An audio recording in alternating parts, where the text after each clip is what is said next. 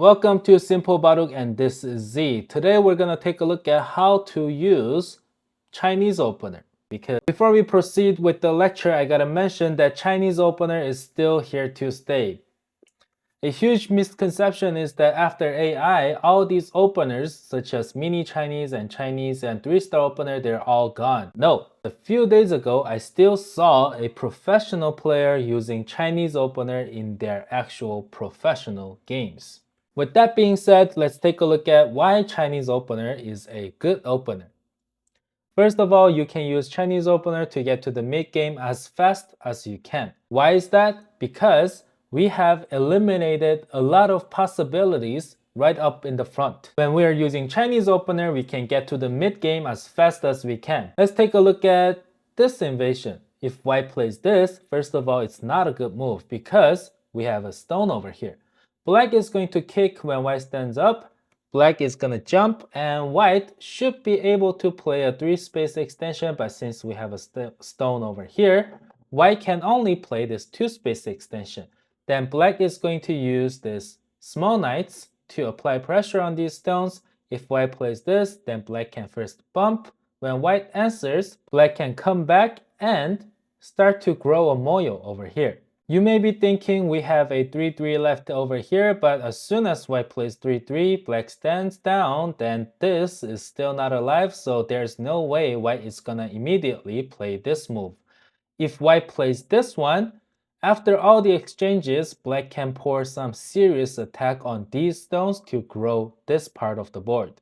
In Q games, sometimes we see this kind of attachments, but this is still not good because white is not alive and black is extra solid over here. This way, when white runs, black growing over here is a lot more easier than before. Now let's take a look at this one.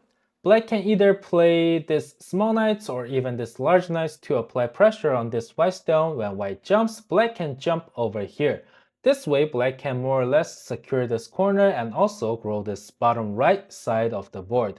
If you look at this one, white is getting absolutely nothing in return while black is getting everything on both sides. So this is also a terrible move from white. Now let's take a look at this low approach. Then black is going to kick when white stands up. Black can use small knights to apply pressure on these two white stones. And again, in Q games, most likely there's going to be this kind of move, but it's not anything that you have to learn because it's not a good move. White could play this move, but black can play this small knights to apply pressure on these three stones while growing top right side of the board.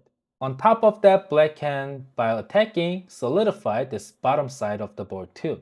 So this is also a terrible move from white. As a side note, AI says this move is still acceptable, but you gotta learn a lot of headache variations in order to use this kind of thing, so this is a pass. Let's take a look at this high approach. Then again, black is gonna play either Kosumi or attachment, but even if black plays solidly by playing this small knights, after all these exchanges, white can be alive, but at this point, where would you play as white?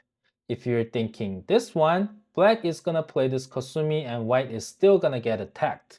The proper move would be white play here, and black plays here, white pulls back, black connects, white connects, and now black can either play away or keep applying pressure on these stones. If you look at this one, it is not terrible, but still not good. When black plays Chinese opener, there are actually 4 ways white can deal with it. First is the most traditional way of large knights approach this bottom right corner and black defends, white pulls back, and black can proceed with expanding this side of the board. This is okay for both players, but white can do better. Now we have attachments like this, but these AI moves, we're gonna leave it for the future lectures because it can get a bit complicated.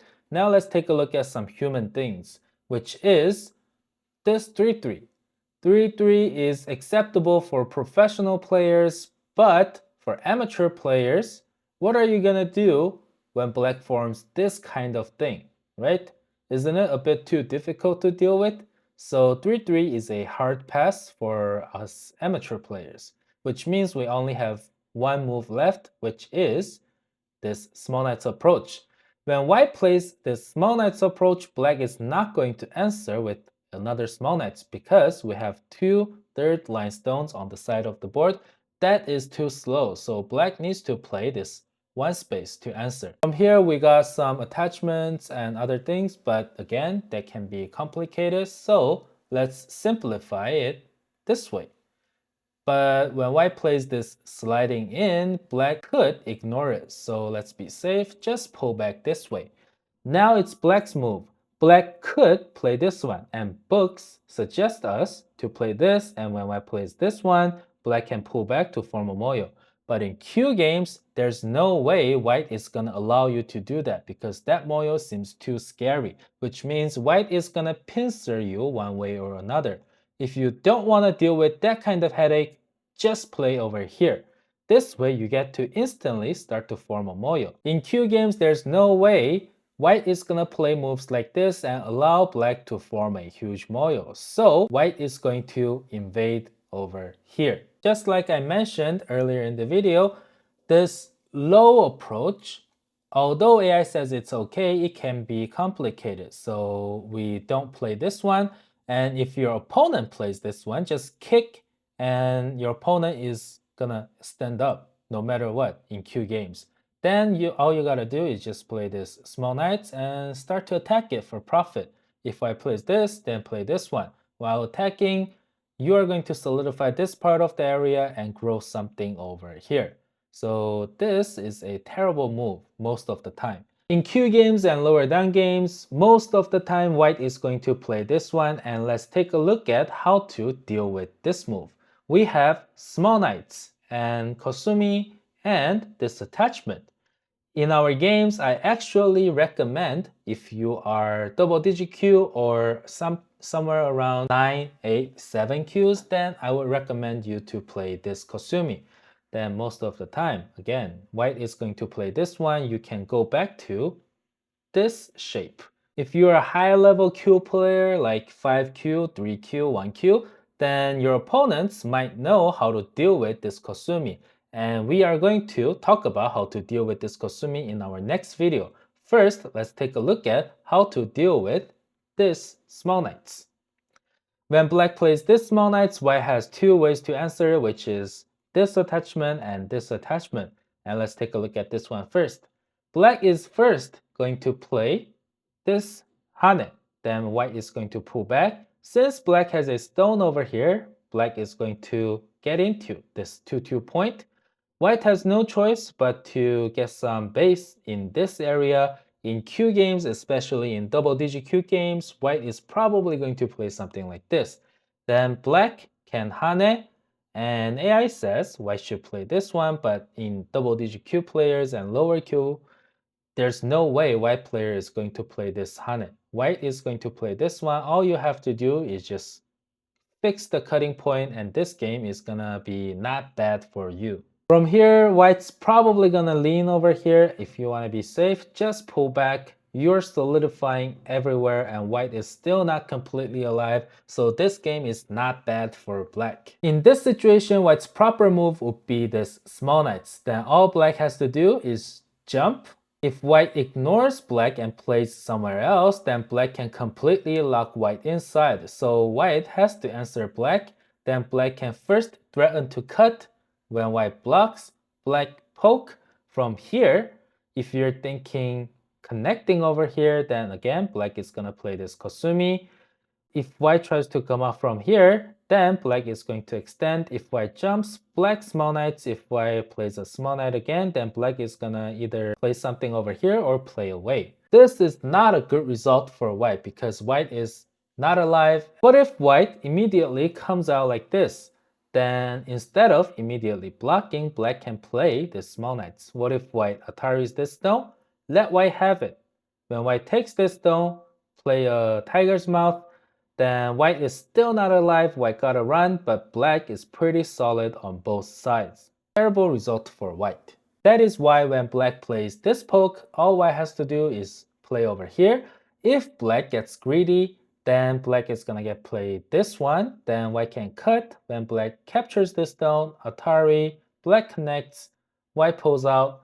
This is a really great result for white because white is almost alive and white is coming out in the middle. On the other hand, black's area got shrunk really hard and there are some invasions left and there is a sente left. So again, this is a really great result for white. That's why when white attaches over here, black has no choice but to hane from outside and white pulls back. Now there is a cutting point. If black gets greedy and cuts over here, then white can cut over here. If black Atari's up, then white can just stand up and now has these two Ataris left. If black secures this one, boom, boom, boom.